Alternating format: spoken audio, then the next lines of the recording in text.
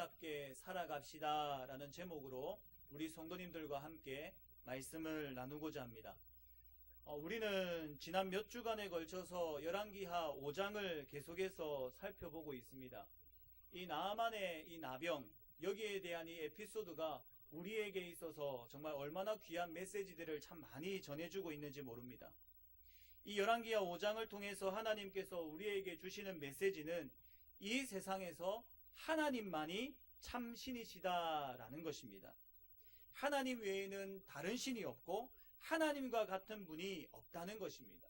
오직 하나님만이 진리가 되시고 참이 되시고 유일하신 분, 하나님만이 우리의 치유와 회복이 되시는 분이다. 이 메시지가 바로 열왕기하 5장이 주는 메시지입니다.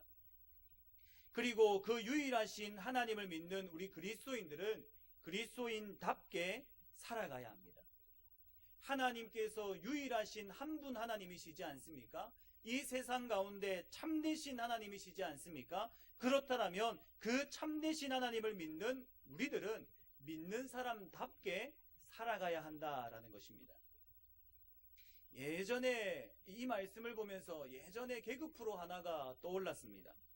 혹 우리 성도님들도 기억하시는지 모르겠습니다만 그 남자가 남자다워야 남자지라고 했었던 그 개콘의 프로그램 하나를 기억하십니까? 그 내용이 세세하게 다 기억이 나진 않지만 이 문구만큼은 제 머리에서 떠나지가 않습니다. 남자가 남자다워야 남자지. 이 대목은 저에게 여러 가지 단어들로 바뀌며 계속해서 말을 건넵니다. 그리스도인이 그리스도인다워야 그리스도인이지. 목사가 목사다워야 목사지. 부모가 부모다워야 부모지. 남편이 남편다워야 남편이지. 여러 가지 도전으로 저에게 다가오는 것을 느끼게 됩니다. 이 모든 것이 이야기하는 것이 무엇이겠습니까? 이름만 있다고, 타이틀만 있다고 해서 되는 것이 아니라, 그 자리에 있다고만 해서 되는 것이 아니라 그에 걸맞은 생활, 그에 합당한 삶을 살아야 한다라는 것을 말해주고 있는 것입니다. 오늘 우리 성도님들 자기 자신에게 한번 질문을 던져보시기 바랍니다.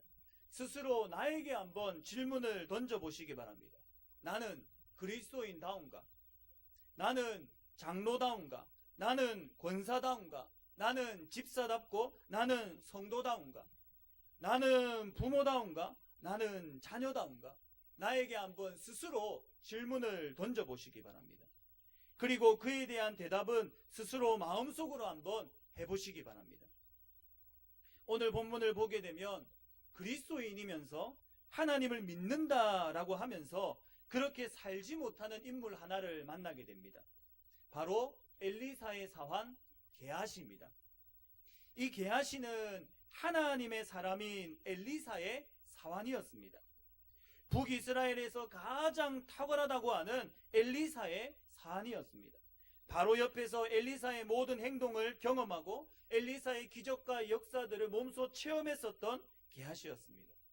그런데 이 게하시는 전혀 그리스도인다운 삶을 살아가지 못하고 있습니다.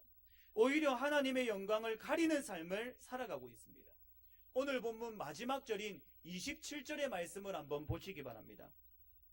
그러므로 나아만의 나병이 내게 들어 내 자손에게 비쳐 영원토록 이르리라 하니 게하시가 그 앞에서 물러나오매 나병이 발하여 눈같이 되었더라 라고 합니다. 게하시가요 나병 환자가 되면서 오늘 본문이 마무리되고 있습니다. 열왕기하 5장의 시작을 혹시 기억하십니까? 열왕기하 5장 1절이 어떻게 시작하고 있습니까? 나아만이 나병 환자더라 라고 시작하지 않습니까? 5장 1절을 보면 아람 왕의 군대 장관 나아만은 그의 주인 앞에서 크고 존귀한 자니 이는 여호와께서 전에 그에게 아람을 구원하게 하셨습니다. 그는 큰 용사이나 나병 환자더라. 나아만은 나병 환자더라. 이렇게 열왕기하 5장 1절이 시작하고 있습니다. 그런데 지금 이 마무리 단계 와가지고 마지막에는 어떻게 맺어지고 있습니까? 게하시가 나병 환자가 되면서 끝을 맺고 있더라는 것입니다. 나아만은 이방인이었습니다. 하나님을 알지 못하던 사람이었습니다. 세상의 우상을 섬기는 사람이었습니다.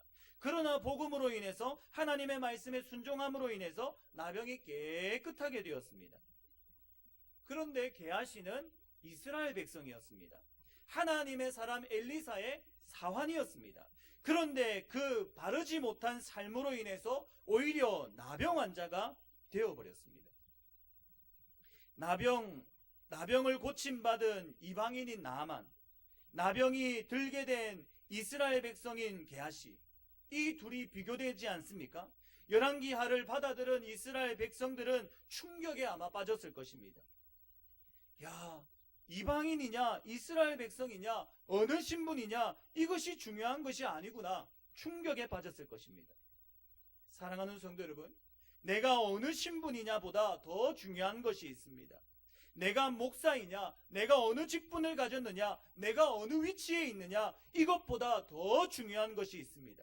그것은 바로 어떤 위치에 있든 간에 하나님의 말씀에 순종하며 바르게 살아가느냐, 이것이 더욱더 중요하다라는 사실입니다. 그리스도인답게 살아가느냐 그렇지 않느냐가 더 중요한 사실이다라는 것입니다. 오늘 이렇게 비가 많이 오는 가운데서도 예배 드리러 나오신 우리 성도님들 정말 귀합니다.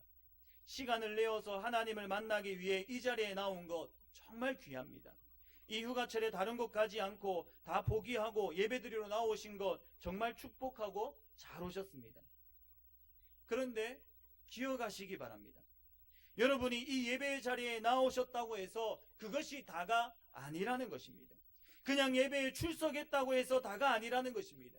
이곳에 왔지만은, 이곳에 왔다고 하지만은, 예배 드리러 왔다 하지만은 바르게 살아가지 못하면, 그리스도인답게 살아가지 아니하면, 나의 삶이 변하지 아니하면, 그 말씀의 영향력 아래 살아가지 아니하면 나 역시 오늘 본문의 게하시처럼 살아가게 되더라는 것입니다. 신분이 나를 회복시키는 것 아닙니다. 신분이 나를 치유하는 것이 아닙니다. 내가 주님 앞에서 어떻게 살아가느냐가 중요한 것입니다. 이 예배를 하나님 앞에 온전히 어떻게 드리느냐가 중요한 것입니다. 육적 나병은 아니지만 영적 나병이 걸려 영적으로 죽어가는 자가 되는 것입니다. 아무리 교회에 출석을 잘해도, 아무리 예배에 빠지지 않아도, 아무리 높은 직분에 있다 하더라도 하나님의 말씀에 순종하며 바르게 살아가지 못하면, 말씀의 지배를 받지 못하고 말씀 따라 살아가지 못하면 나는 영적인 나병 환자가 걸린 게하시와 같이 되는 것입니다. 그러나 오늘 오랜만에 오셨습니까? 자의가 아니라 타의에 오셨습니까? 괜찮습니다. 영적인 나병이 이미 걸려서 나아만과 같은 상황이십니까? 괜찮습니다. 여러 가지 문제가 있으십니까? 괜찮습니다. 오늘 이 시간 나의 상황을 인지하고 주님의 말씀 앞에 순복하시기 바랍니다. 그 말씀 앞에 나를 내어놓으시기 바랍니다. 결단함으로 온전히 예배를 드리시기 바랍니다. 내가 어떤 상황에 있든 이 자리에서 결단하고 주님의 말씀에 순복하며 나의 삶의 변화를 이끌어낼 때 우리들의 삶에 놀라운 치유와 회복의 역사는 나타나게 될 것입니다. 오늘 예배의 자리에 나오신 우리 성도님들, 이 사실을 깨달으시기 바랍니다. 그래서 하나님의 말씀에 온전히 순종하고 그리스도인이면 그리스도인답게 살아가는 우리들이 되기를 소원합니다. 그리하여 내 안에 있는 이 영적인 나병이 깨끗하게 나음을 받는 우리들이 되기를 주님의 이름으로 부탁드립니다. 우리는 육적인 질병 굉장히 관심이 많습니다. 조금만 아프게 되면 그 육적인 질병을 치유하기 위해서 이 병원 저 병원 다니면서 최선을 다해 그 육적인 질병을 고치려고 합니다. 그러나 영적인 질병에는 너무 묻어있는 우리들을 발견하게 됩니다. 혹 이 자리에 계신 우리 성도님들 영적 나병에 걸리셨지 않습니까? 오늘 하나님의 말씀에 온전히 순종함으로 이 모든 영적인 질병들이 깨끗하게 치유함 받는 역사가 일어나기를 주님의 이름으로 부탁드립니다. 그러면 그리스도인답게 살아가는 삶, 그 삶이 어떠한 삶입니까? 오늘 본문의 게하시의 모습을 통해 우리들이 그리스도인답게 살아가기 위해 어떤 삶을 살아가야 합니까? 첫 번째로는요, 거짓을 버려야 합니다. 그리스도인답게 살아가기 위해서 우리들이 버려야 되는 것, 거짓입니다. 거짓을 행하는 게하시의 모습이 오늘 본문에 잘 나타나 있습니다. 20절 이하에 보게 되면 게하시가 나아만에게 무엇인가 받기 위해서 쫓아가지 않습니까? 그리고는 이 나아만을 만났을 때에 이렇게 이야기합니다. 22절입니다. 한번 보시기 바랍니다. 그가 이르되 평안하나이다. 우리 주인께서 나를 보내시며 말씀하시기를 지금 선지자의 제자 중에 두 청년이 에브라임 산지에서부터 내게로 왔으니 청하건대 당신은 그들에게 은 한 달란트와 옷 2벌을 주라 하시더이다. 엘리사가 게하시에게 이러한 말을 한 적이 없습니다. 에브라임에서 엘리사의 제자 2사람이 왔는데 그들에게 줄 은과 옷을 좀 주십시오, 이런 말을 한 적이 없습니다. 그렇다고 이런 말을 했다면은 그 뒤에 보게 되면 이 나아만으로부터 게하시가 받고 나서 누가 챙깁니까? 게하시가 챙기고 있습니다. 그것을 볼 때 오늘 이 22절은 거짓말입니다. 게하시는 단지 나아만으로부터 무엇인가 받기 위하여 거짓말을 하고 있습니다. 게하시의 거짓말은 여기서 그치지 않습니다. 나아만에게 은과 옷을 받아서 돌아와서 엘리사를 만나러 갑니다. 거기서 이렇게 이야기합니다. 25절의 말씀입니다. 들어가 그의 주인 앞에 서니 엘리사가 이르되 게하시야 내가 어디서 오느냐 하니 대답하되 당신의 종이 아무데도 가지 아니하였나이다 하니라. 나아만에게 갔다 와놓고서는 아무데도 갔다 왔지 않았습니다. 이렇게 이야기를 하고 있습니다. 나아만 앞에서도 거짓말을 하고 있고 이 엘리사 앞에 와서도 거짓말을 하고 있는 게하시의 모습을 발견하게 됩니다. 계속적인 거짓의 모습을 발견하게 됩니다. 그런데 사랑하는 성도 여러분, 이 모습이 혹 우리들의 모습은 아닙니까? 나아만 앞에서도, 즉 세상 앞에 가서도 거짓말을 하며 엘리사 앞에서도, 즉 하나님 앞에 와서도 거짓말을 하는 우리들의 모습들은 아닙니까? 게하시처럼 거짓된 삶을 살아가는 우리들은 아닙니까? 심리학자 벨라 드폴로라는 사람이 있습니다.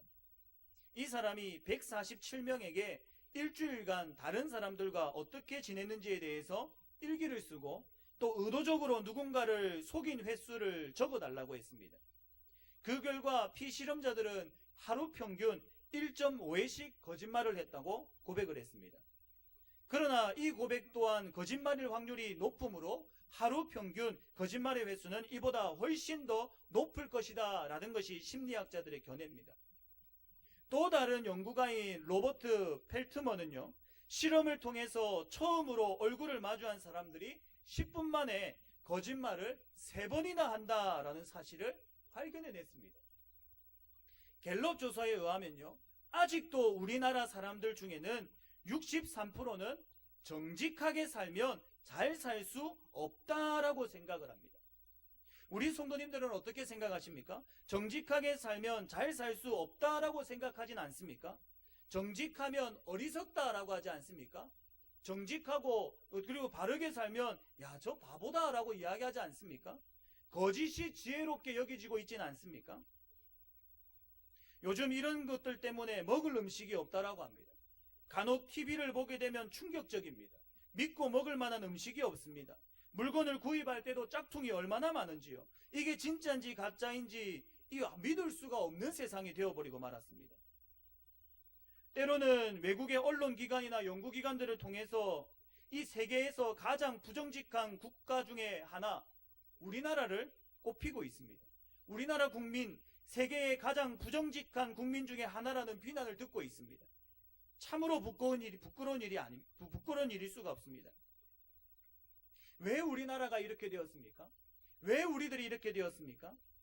거짓을 행하는 믿지 않는 사람들 때문이겠습니까? 일부 거짓말을 많이 하는 잘못된 그리스도인들 때문이겠습니까? 바로 나 때문입니다. 나의 책임입니다. 우리의 삶에 있는 여러 거짓된 삶들이 불신의 삶을 만들어가고 있는 것입니다. 하나님은 거짓이 없으십니다. 하나님의 말씀은 진리의 말씀입니다. 하나님은 참되신 하나님이십니다. 그런데 그런 하나님을 믿는 우리 마음 안에는 거짓이 활개치고 있지는 않습니까? 정직해지셔야 합니다. 거짓을 버리셔야 합니다. 말과 행동에 있어서 거짓을 버리셔야 합니다. 말과 행동이 달라서는 안 됩니다. 앞에서는 이렇게 이야기하고 뒤에 가서 다른 행동들을 해서는 안 됩니다. 거짓된 모습을 보이면 안 됩니다. 시편 119편 104절을 보게 되면 이렇게 기록합니다. 주의 법도들로 말미암아 내가 명철하게 되었으므로 모든 거짓 행위를 미워하나이다 라고 말씀합니다. 주의 말씀을 따라 살아가는 사람들은 모든 거짓 행위들을 미워한다 라고 말하고 있습니다. 동일한 시편 119편 128편에서도 그러므로 내가 범사의 모든 주의 법도를 바르게 여기고 모든 거짓 행위를 미워하나이다 라고 말씀합니다. 그리스도인이 그리스도인답게 살아가기 위해서는 모든 거짓된 행위들을 미워해야 합니다. 부정직한 모습들을 미워해야 합니다. 우리 그리스도인들에게 부정직한 모습들이 많이 있으니 그리스도인들이 더한다, 믿는 사람들이 더한다, 이런 말을 듣는 것입니다. 우리 안에 정직을 회복해야 합니다. 거짓 행위를 미워해야 합니다. 믿지 않는 사람들이 어떻게 우리들을 바라보며 하나님을 발견하고 어떻게 우리들을 보며 예수님을 발견하겠습니까? 우리가 성경을 많이 읽고 기도 많이 하고 주일 예배에 잘 드리는 이런 모습 통해서 야, 예수님이 살아계시구나 이렇게 깨닫겠습니까? 세상에 믿지 않는 사람들은 우리가 성경 읽는 모습에 크게 감동받지 않습니다. 우리가 기도하러 다니는 모습을 보면서 감동받지 않습니다. 우리가 아주 작은 것에서부터 정직할 때에, 거짓을 버리며 살아갈 때에 그 모습을 통해 하나님을 발견하게 되는 것입니다. 내가 볼 때에 저분은 절대 거짓말하는 사람이 아닌데, 저분은 정말 정직한 사람인데 저분이 하나님이 살아계신다고 하네? 그렇다면 정말 하나님이 살아계실 거야. 저분은 정말 정직한 분인데, 거짓이 없는 분인데 저분이 예수님이 날 위해 죽으셨다고 하네? 그러면 그 말은 정말 사실일 거야. 이 모습이 우리가 가져야 되는 모습이 아니겠습니까? 오늘 돌아가셔서 가정에서부터 정직을 회복하시기 바랍니다. 자녀에게서부터 정직하시기 바랍니다. 아내에게서, 남편에게서부터 정직하시기 바랍니다. 거짓은 모양이라도 버리시기 바랍니다. 가족들이 나의 모습을 보며 그래, 우리 아버지 말이라면, 우리 어머니 말이라면, 우리 남편, 우리 아내 말이라면 내가 믿겠다. 우리 아빠가, 우리 엄마가 하나님이 살아계신다고 하니 분명 하나님은 살아계실 거야. 우리 아내가, 우리 남편이 하나님을 믿어야 구원받는다고 하니 그 말이 사실일 거야. 우리 가족들이 나를 바라보며 이렇게 생각하기를 소원합니다. 나를 보면서 그런가? 아닌가?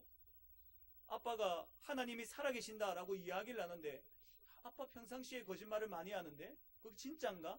아닌가? 이렇게 생각해서는 안 된다라는 것입니다. 신앙이 약한 가족 구성원들이, 신앙이 없는 가족 구성원들이 어떻게 하나님을 만나러 나가겠습니까? 어떻게 하나님을 바라보겠습니까? 어떻게 예수님을 대면하겠습니까? 우리들이, 믿는 사람들이 먼저 그 삶을 정직하게 살아갈 때에 그 말과 행동을 통해 세상 사람들이 하나님을 발견하고 예수님을 발견하게 되는 것입니다. 이런 맥락에서 지난번에 살펴본 무명의 어린 소녀가 정말 귀합니다. 나아만이 이 어린 소녀의 말을 듣고는 이스라엘로 발걸음을 향하지 않습니까? 무명의 어린 소녀입니다. 종입니다. 나아만이 보기에는 별로 대수롭지 않은 어린 소녀입니다.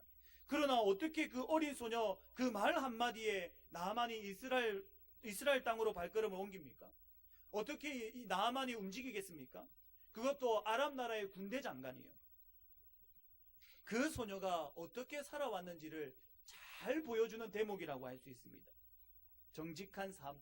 그 소녀가 정직하게 생활하니 그 소녀의 말 한마디에 나아만이 영향력을 받더라는 것입니다. 가정에 영향력을 끼치고 싶으십니까? 우리 직장에 가서 영향력을 끼치고 싶으십니까? 사회에 가서 영향력 있게 살아가기를 원하십니까? 그렇다면 정직을 회복하셔야 됩니다. 하나님은 거짓이 없는 분이십니다. 하나님은 정직하신 분이십니다. 그 하나님의 성품을 닮아가는 우리들의 모습이 되기를 소원합니다. 우리 안에 부정직이라는 이 나병이 치유되기를 소원합니다. 우리의 입의 거짓을 제거하기를 원합니다. 우리의 삶의 거짓을 제거하기를 원합니다. 그리하여 세상 사람들이 우리를 바라보며 참 진리 되신 하나님을 발견하기를 소원합니다. 하나님의 살아계심을 인정하기를 원합니다. 정직을 회복하셔서 세상 가운데서 진정한 그리스도인으로 영향력 있게 빛과 소금의 역할을 감당하시는 우리 성도님들이 되시기를 주님의 이름으로 부탁드립니다. 두 번째로는요, 탐심을 버리셔야 합니다. 그리스도인이 그리스도인답게 살아가기 위해서는 거짓을 버려야 됩니다. 그리고 탐심을 버려야 합니다. 거짓과 탐심, 동전의 양면과도 같은데요. 이 거짓과 탐심은 우리 그리스도인들에게 있어서 치명적인 영적 질병입니다. 게하시가 나아만을 찾아가지 않습니까? 그리고 나아만에게 은 1달란트와 옷 2벌을 요구합니다. 거짓말을 하면서 요구합니다. 왜 그렇습니까? 이것을 가져가서 엘리사에게 주기 위해서입니까? 다른 사람들에게 득을 주기 위해서입니까? 24절의 말씀을 한번 보시기 바랍니다. 언덕에 이르러서는 게하시가 그 물건을 두 사안의 손에서 받아 어디에 감춥니까? 집에 감추고 그들을 보내 가게 한 후라고 말씀합니다. 그 물건을 어떻게 합니까? 집에 감추고 있습니다. 게하시의 탐심을 여기서 발견하게 됩니다. 무엇 때문에 물질을 요구합니까? 자신이 가지기 위해서입니다. 자신이 그 물질을 소유하기 위해서입니다. 이런 탐심은 게하시로 하여금 나병으로 이끌게 하였습니다. 탐심은 우리의 이기심을 살찌우는 바이러스와 같은 죄악입니다. 탐욕의 지배를 받는 사람은 계속해서 더를 요구하는 인생을 향해 달려갈 수밖에 없습니다. 성경은 지옥을 그릴 때에 이따금 무저갱이라는 단어를 쓰지 않습니까? 무저갱, 이 단어는요, 이 뜻은요, 바닥이 없는 곳, 끝없는 심연, 이런 말을 가지고 있습니다. 이런 뜻을 가지고 있습니다. 끝없는 욕망의 세계에서 입을 벌리고 더 하다가 이 세상에서 만족을 달성하지 못한 사람들이 지옥에 가서도 끝없이 얼떡이며 불만에 차서 더 소리치는 것입니다. 그래서 성경은 그렇게 말하지 않습니까? 욕심이 잉태한 즉 죄를 놓고 죄가 장성한 즉 사망을 놓느니라고 말하고 있습니다. 욕심은, 탐심은 나를 죽이는 치명적인 영적 질병입니다. 나뿐만이 아니라 내 주변의 사람들까지도 치명적인 영향을 주는 영적인 질병입니다. 좀 오래된 이야기지만 지난 2007년도 8월 11일 수원에 있는 어느 집 거실에서 50대 남성이 잠을 자고 있었습니다. 갑자기 복면을 한 괴한에게 무참하게 흉기에 찔리게 되었습니다. 비명을 듣고 달려나온 아내와 두 딸들도 복면의 괴한에게 흉기로 수차례 찔렸습니다. 이미 흉기에 찔려 피를 흘리면서도 괴한을 말리던 50대 남성에게 범인은 다시 한번 10여 차례 더 찌르고 도망가고 달아나 버렸습니다. 아내는 그 자리에서 숨졌고 50대 남성은 몇 시간이 지나지 못해 숨졌습니다. 그리고 두 딸들은 중상을 입었습니다. 이 50대 남성이 마지막으로 숨을 거두며 유언과 같이 한 말이 있었습니다. 그 말이 무엇이냐? 절대 너희들 동생이 범인이라고 말하지 마라. 이 말을 하며 숨을 거두었다라고 합니다. 복면을 한 범인은 다름이 아닌 그 집안의 아들이었습니다. 아들은 어머니에게 주식 투자의 명목으로 3,700만 원을 받아서 투자는 하지 않고 유인비로 다 날려버렸다가 가족들이 나무라자 어머니와 두 누나 앞으로 생명보험을 가입시켜 놓은 후에 그 생명보험을 타내려고 복면강도로 위장해서 이런 범행을 저질렀다라고 합니다. 단지 돈 때문이었습니다. 돈 앞에서는 부모도 없고 자식도 없고 형제도 없는 무서운 세상이 되고 말았습니다. 신문과 뉴스에 나오는 대부분의 사건들, 형식과 모양과 사람들만 다를 뿐 모두가 다 돈을 놓고 싸우기는 마찬가지인 사건들입니다. 누가복음 12장 15절에서 예수님께서 이렇게 말씀하십니다. 그들에게 이르시되 삶과 모든 탐심을 물리치라. 사람의 생명이 그 소유에 넉넉한 데 있지 아니하니라. 내 안에 있는 탐심은 나를 살리기보다 오히려 나를 죽이는 것입니다. 더를 외치는 사람에게 평안이란 없고 행복이란 없습니다. 왜 세상이 기독교를 보며 이기적이라고 하겠습니까? 섬김을 강조하는 기독교를 왜 이기적이라고 하겠습니까? 우리 안에 사라지지 않는 탐심 때문입니다. 더를 외치는 이 탐심 때문입니다. 놀이터에서 놀고 있는 아이들을 바라보면서 제자 하나가 스승에게 이런 질문을 던졌습니다. 스승님, 사람들은 하나같이 행복해지기를 원하는데 결국 행복하지 못합니다. 어째서 이런 일이 생깁니까? 그러자 스승은 놀이터에서 놀고 있는 이 어린아이들을 가리키며 말합니다. 네가 보기에는 저 어린아이들이 행복한 것 같으냐? 마냥 웃으며 깔깔거리며 놀이터에서 놀고 있는 아이들을 바라보며 제자는 말합니다. 예, 매우 행복해 보입니다. 그러자 스승이 이야기합니다. 잘 보아라. 이렇게 이야기하면서 스승은 주머니에서 동전 한 줌을 꺼내서 아이들에게 던졌습니다. 일순간 그렇게 기쁘게 놀던 아이들이 잠깐 멈칫하더니 우 하고 동전을 주우러 달려들기 시작을 했습니다. 저마다 한 개라도 더 가지려고 아우성이었으며 방금 전까지만 해도 그렇게 즐거워하던 아이들이 서로 부딪히며 비명을 질러대었습니다. 사랑하는 성도 여러분, 무엇이 아이들의 행복을 깨뜨렸습니까? 서로 하나라도 더 가지기 위해 다퉜기 때문 아닙니까? 그 안에 있는 바로 탐심 때문이지 않습니까? 사람들은 누구나 행복하고자 갈망합니다. 그러나 사람들 속에 있는 이 탐욕이 행복해지고자 하는 그 갈망을 너무 부추겨 결국에는 지금 가지고 있는 행복마저도 깨뜨려버리는 것입니다. 사랑하는 성도 여러분, 내 안에 이런 탐욕이 있지는 않습니까? 내 안에 이런 탐심이 있지는 않습니까? 무엇을 원하십니까? 무엇을 더 가지려 하십니까? 하나님을 위해서가 아니라 나의 안위, 나의 안전, 나의 평안, 나의 행복을 위해 무엇을 더 가지려고 하십니까? 이런 질문을 하는 분들도 계실 겁니다. 아니, 내가 벌어서 내가 가지겠다는데 그게 뭐가 잘못입니까? 내가 나를 위해 더 가지는 거, 그게 무엇이 잘못된 것입니까? 내 것이라고 생각하는 그 자체가 문제인 것입니다. 물질의 주인은 하나님이십니다. 내가 아무리 가지려고 발버둥치라 해도 하나님이 허락하시지 않으면 못 가지는 것이 물질입니다.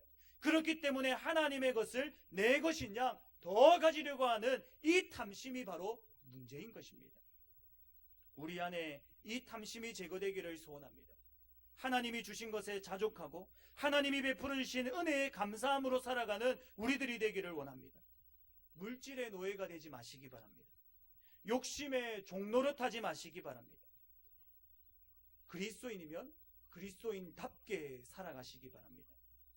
우리는 돈의 노예가 아니라, 돈을 사랑하는 존재가 아니라 돈을 사용해야 되는 존재들임을 잊지 마시기 바랍니다.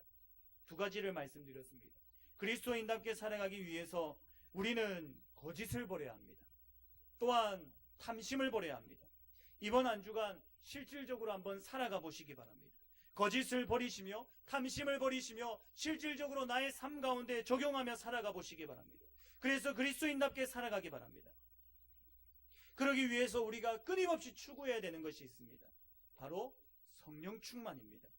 거짓을 버리고 탐심을 버리기가 쉽지가 않습니다. 우리 속에서 빼내기가 쉽지 않습니다. 그렇기에 우리 안에 성령으로 충만하게 채워져야 합니다. 즉 성령의 영향력 아래에 놓여져야 합니다. 컵 안에 공기가 있지 않습니까? 이 공기를 아무리 빼내려고 해봤자 빠지지가 않습니다. 뒤집어보다도 이 컵 안에 있는 공기는 빠지지가 않습니다. 어떻게 하면 이 공기를 빼낼 수 있을까요? 그 안에 물을 채워 넣으면 자연스럽게 공기는 빠지게 되는 것입니다. 이와 마찬가지입니다. 성령이 충만하게 되면, 성령으로 내 안에 다스리게 되면 자연스럽게 거짓은 빠져나가게 되고 자연스럽게 탐심은 물러가게 되는 것입니다. 날마다 성령 충만을 구하시기 바랍니다. 성령 충만은 무엇인가 특별한 영적인 경험을 말하는 것이 아닙니다. 성령 충만은 성령의 지배를 받는 것을 말하는 것입니다. 날마다 경건 생활을 통해서 말씀 한 구절 한 구절 따라 살아가면서 성령의 지배를 받는 것이 성령 충만한 삶입니다. 내가 말할 때도 성령의 통제가 되고, 내가 행동할 때도 성령의 통제가 되며, 내가 생각하는 것도 성령의 통제가 되는 것, 그래서 말씀의 영향력 아래 살아가는 것, 이것이 바로 성령 충만의 삶입니다. 우리들의 거짓 하루아침에 다 고쳐지지 않을 것입니다. 그러나 과거 하루에 10번 거짓말을 했다면 이제 설교를 들음으로 9번으로 고쳐보시기 바랍니다. 경건의 생활을 매일매일 하며 8번, 7번 고쳐나가 보시기 바랍니다. 그게 바로 그리스도인답게 살아가는 것입니다. 하나님께서 그럴 때에 기뻐하십니다. 과거에 탐심이 마음에 컸다면 매일매일 조금씩 줄여가 보시기 바랍니다. 모두가 다 내 것이라고 생각하는 그 삶에서 소유권을 하나씩 하나씩 내려놓아 보시기 바랍니다. 더 나를 위해서 더 많이를 외치는 삶에서 주님 지금의 삶에 감사합니다. 감사를 외치는 삶을 살아가 보시기 바랍니다. 그렇게 할 때에 하나님께서 기뻐하십니다. 그게 바로 그리스도인답게 살아가는 삶입니다. 완전하진 않지만, 퍼펙트하진 않지만 매일의 성화의 과정을 통해서 점점 하나씩 나아져가는 그리스도인답게 살아가는 그 삶, 그것이 바로 하나님께서 원하시는 삶이라는 것입니다. 사랑하는 성도 여러분, 그리스도인이면 그리스도인답게 살아가기 바랍니다.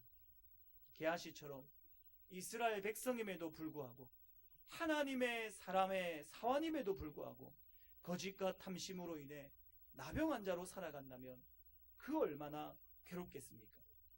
오늘 우리 안에 있는 이 거짓과 탐심이 제거되기를 소원합니다. 그래서 이 세상에 진정한 빛과 소금의 역할을 잘 감당하는 그리스도인이 되기를 소원합니다.